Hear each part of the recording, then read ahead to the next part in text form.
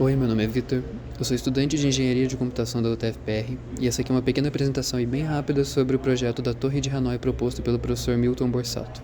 Nessa apresentação eu vou mostrar a ideia das chamadas recursivas nesse projeto. É uma ideia que eu demorei bastante para pegar, tive que desenhar muito e eu não quis procurar muito na internet justamente para me desafiar um pouco e pegar bem a ideia das chamadas recursivas. No lado esquerdo a gente tem o pseudocódigo que eu fiz, depois eu vou mostrar o meu código completo feito em Java. Aqui tem as 3 torres.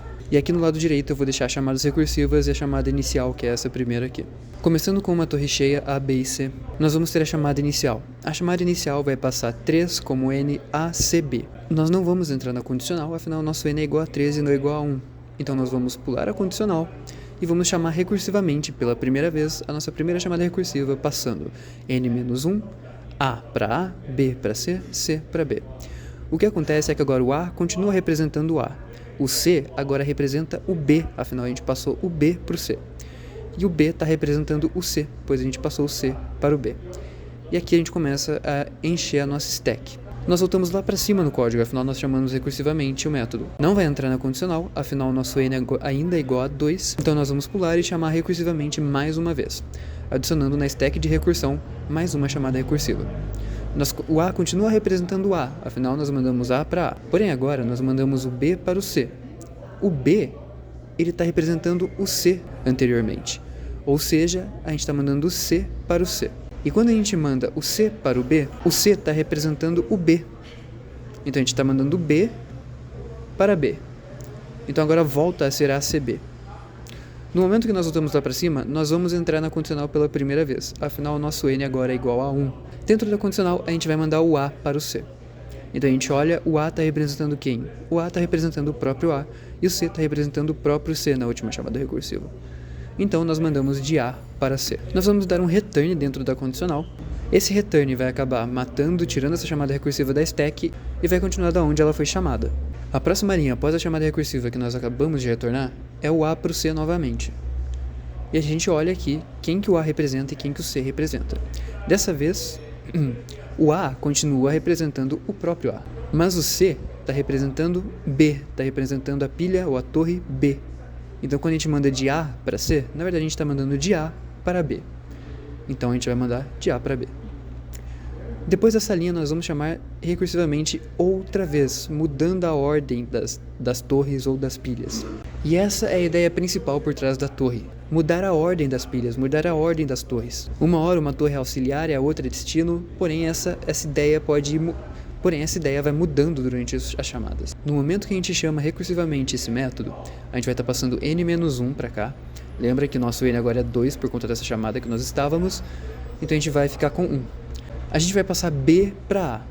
Porém, quem que o nosso B está representando? O nosso B está representando o C. Então, nós vamos passar C para A. Passamos C para C. Quem que o nosso C representa? O nosso C representa B. Então, nós vamos estar passando, de qualquer forma, o B novamente. C e B. E, por último, vamos passar A para B. Quem que o nosso A está representando? O próprio A. Então, nós passamos A para B. Então, o A para B. Voltamos lá para cima, como o nosso N vale 1, nós vamos entrar na nossa condicional, vamos mandar de A para C, quem que o A está representando no momento? C. E quem que C está representando no momento? B. Então nós vamos mandar de C para B. Vamos dar um return voltando para a nossa última chamada recursiva que fizemos, ou seja, a gente vai voltar aqui para baixo. A próxima linha após essa chamada recursiva é um outro return, que vai acabar retornando a nossa primeira chamada recursiva lá atrás. Ela estava lá embaixo na stack de recursão, afinal ela foi a primeira. E quando nós retornamos ela, nós continuamos da onde ela foi chamada. A próxima linha após ela é um AC.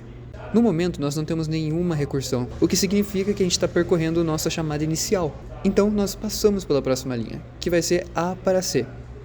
Quando a gente manda A para C, A é o próprio A e C é o próprio C. Ou seja, a gente manda o 3 para a pilha C.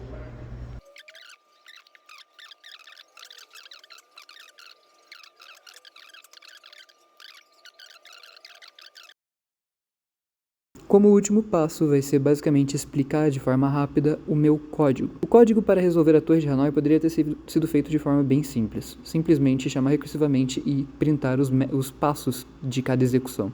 Isso poderia ter sido feito em 5, 6 linhas, porém eu quis utilizar o conteúdo e o conhecimento que estamos adquirindo em programação orientada a objetos, então eu quis fazer em Java e utilizar 3 classes para resolver esse desafio. Começando por Hanoi Tower. Essa minha classe começa com a declaração dos campos do tipo heap Hanoi, justamente porque eu vou criar objetos a partir da outra classe. E tenho, por exemplo, eu tenho heap original, auxiliar e destiny, todas do tipo heap Hanoi, pois esses campos serão utilizados para criar os 3 objetos, as 3 pilhas ou as 3 torres. E tem meu construtor que vai ser responsável por criar 3 novas pilhas, 3 novos objetos. Esses objetos vão ser inicializados a partir do construtor da outra classe. Tem um método de print, esse método vai ser chamado durante a execução do código para printar os passos. Tem um método que vai ser chamado na main, que é o método solve, e esse método chama realmente quem vai resolver, que é o método privado solve Hanoi. Esse método que tem as chamadas recursivas de cada método.